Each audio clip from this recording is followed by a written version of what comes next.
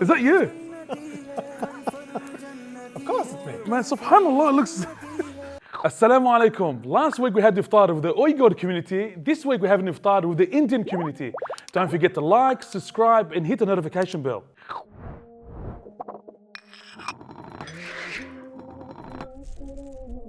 Faraz, assalamu alaikum. Walaikum salam, Steve. How Good are to you? have you. Thank you. Great to be here.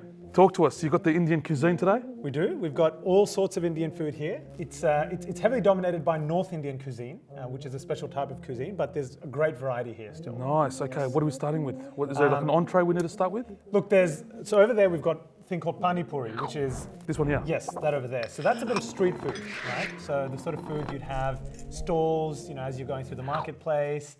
Very quick, fast, but very, very good. MashaAllah. Okay, how do we eat it? With the fork or just with our fingers? We eat it like this. You grab it and you just pop it into your mouth all at once. Okay, bismillah. I can taste the yogurt in there. There's yogurt and there's a bit of mint, I think. Yeah. Very nice, mashallah. And there's chickpeas in there, yeah? Yeah, great. Let's have a go at some of those breads. Yeah. So there's a couple of different types there. Some which you would use to actually have some of these dishes with. So, a bit of curry with bread, but some of them are actually meant to be eaten on their own. So I think this one is what we call, keema paratha, which is basically minced bread, right? What's it called? Minced bread. Keema Keema? paratha. Paratha. We're having keema paratha. Keema paratha, that's it. I'll say it well? Bismillah. Yeah. Nice. Yeah. So this It's is got a like bit of filling. It's got a bit of filling. Oh, okay, yeah. So this is not a naan bread, is it? No, that's not naan. In fact, it's a bit like manoush. There's mince meat. I can taste mince meat in there. that's Like, we got something that's called lahm b'ajin. Very similar to this. Similar equivalent, yeah. That's right. So I think this one here is, grab it. So this is aloo paratha, which is potato bread. So there's potato filling inside. Oh, right? nice. So Okay. you might want to try a bit of that. Do you want to have some? Why not? Just a little bit.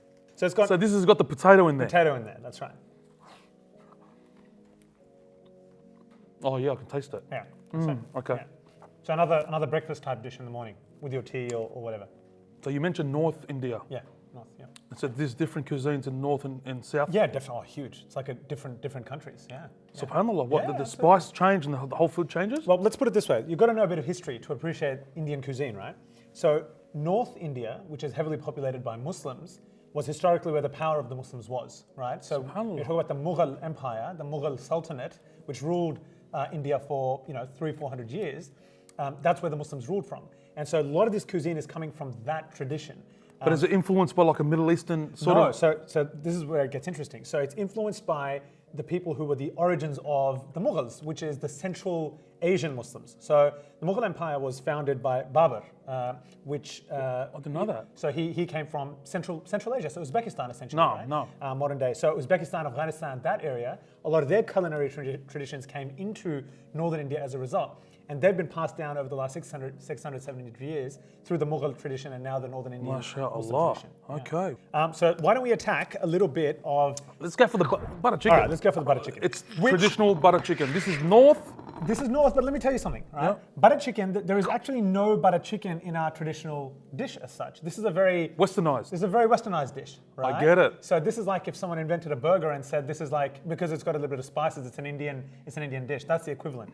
So there is no traditional butter chicken as such. It's like come together with different things over time because Western people really like this sort of stuff. And it's easy on But can you go into India and ask for a butter chicken? Is this in such some thing? places. Some places they'll look at you like, what are you talking about? What's butter chicken? That's yours, my brother. Thank you. Bismillah. Let's do this. I can't wait to dig in because I'm really hungry. This is iftar, remember? So, Bismillah. Bismillah.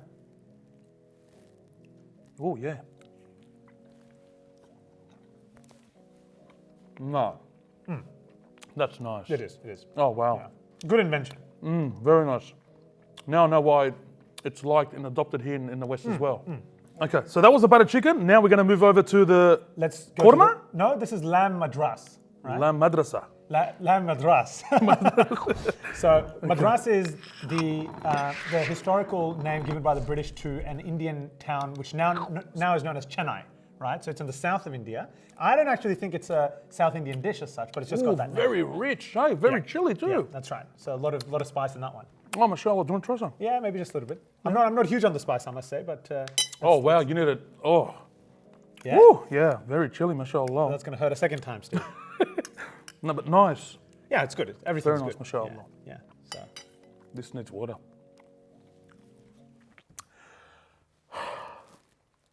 It's chilly. So this is got karahi. Got karahi. Got karahi, not bad. Not Nice. bad. Good. I like pronunciation. You're catching up. It's the tongue. It is. It is. You don't have a stiff upper lip. Which is good, mashallah. That's good. Excellent.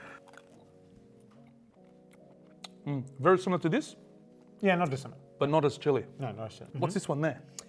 This is the beef vindaloo. Vindaloo. So it's pronounced vindaloo in the West, but that's not the right pronunciation. Can I just stop here for a sec? Yeah. Man, I'm looking at you for the last couple of minutes. I know you from somewhere. Are you that nasheed artist? What are you laughing? Yeah, I released my first nasheed last week, actually. Did you really? Yeah, it went viral on the internet. If you don't know what we're talking about, watch this.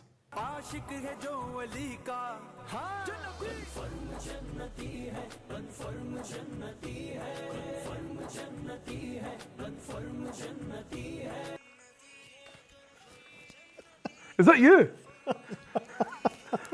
Of course it's me. Man, subhanAllah, it looks... No, that can't be you. Is that you, really? No, it's not. SubhanAllah, looks exactly like her.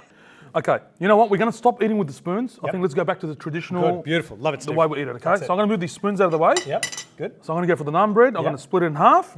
That's for you. I did have some, but that's fine. Okay. Yep, cool. Let's go for this. All right, let's try a bit of that. All right. Beef vindaloo.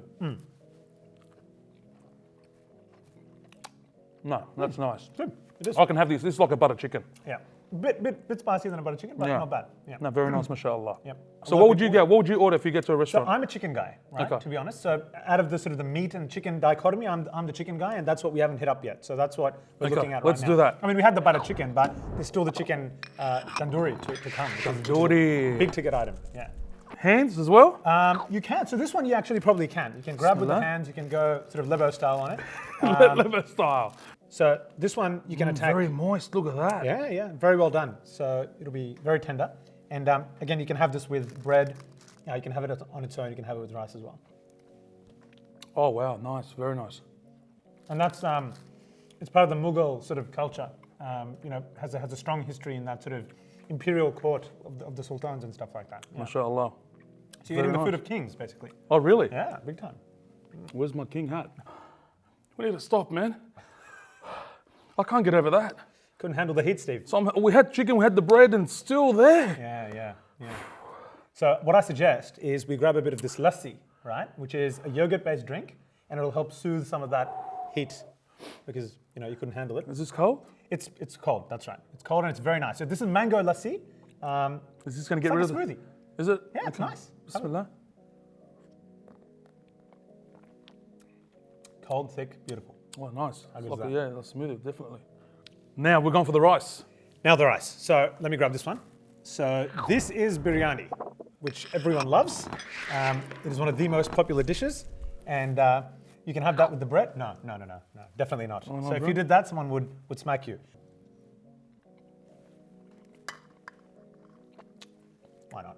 No, very nice, mashallah. Yeah, nice. Oh, we got a special arrival. Oh, beautiful. Thank Well, you. Wow. Just what's- in time, just in time. So I was wondering where this was. Now this is one of the most famous sweet dishes there is, right? So this is called the jalebi. Jalebi. Jalebi.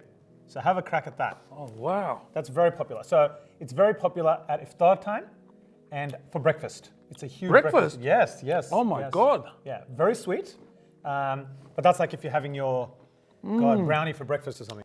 How beautiful is this for us? Jazakumullahu khairan. This was absolutely beautiful. I learned a lot about you. Oh, yeah. And obviously your country as well. Thank you very much. No worries, thank you, bro. Let's go a bit more personal. Let's talk about the Muslim condition in India. Yep. What's happening over there? Tell us. Yeah, look, so, I mean, where do you start? But, Muslims of India are huge in number. There's 200 million plus of us, right? Which puts into perspective how large we are in number. But we are very disempowered. And we are going through some very tough times, to be honest with you. There's a government there in India at the moment that has scapegoated Muslims and made us the root of all evil almost over over a period of 20, 30 years. This is sort of a phenomenon that hasn't happened overnight. This party that is in power at the moment is very nationalist, very likes to stoke sectarian divisions, And what that's led to is things like riots, killings of Muslims, lynchings, literally Muslims being, hung on trees, and the stuff that you hear about, from almost another century. But that's what's happening in India at the moment. And a lot of the things that are near and dear to our deen are held as being, very, very problematic in modern day India. And that means that Muslims have it extremely tough at the moment. What about the Kashmir? Absolutely. So the Kashmiri issue is a little bit separate to that, but it's connected. It's all connected in some way. Kashmir is an issue that's been, raging for 70, 80 years since the creation of both India and Pakistan, and how the British sort of, split us literally using a bordered line. That's not an issue that's going to be resolved anytime soon, but it's one where a lot of Muslims have suffered that have lived in that part of the world for, for those decades. Yeah. Faraz, is there a message you want to send out to the Muslims today? Yeah, look, I mean, the situation of Muslims in India is tough, and I think it's a great time to be able to send a message to our brothers and sisters in India and that part of the world generally, that us Muslims living in other parts of the world, in the West, us here in Australia on this show, we haven't forgotten about your struggles. You are very, very much in our thoughts, in our prayers this Ramadan, and we ask Allah subhanahu wa ta'ala to make your situation easy, to make the situation of Muslims easy all over the world, and to free us from the biting oppression that we see in many parts of the world, including in India. I think it's the month of dua, and we ask Allah to lift the burdens that Muslims face all over the world in this month. If you really enjoyed this video, please support us by clicking on the links below. Give us a small contribution, it will go a long way, inshallah. Visit our website, www.onepathnetwork.com. Jazakallahu khairan.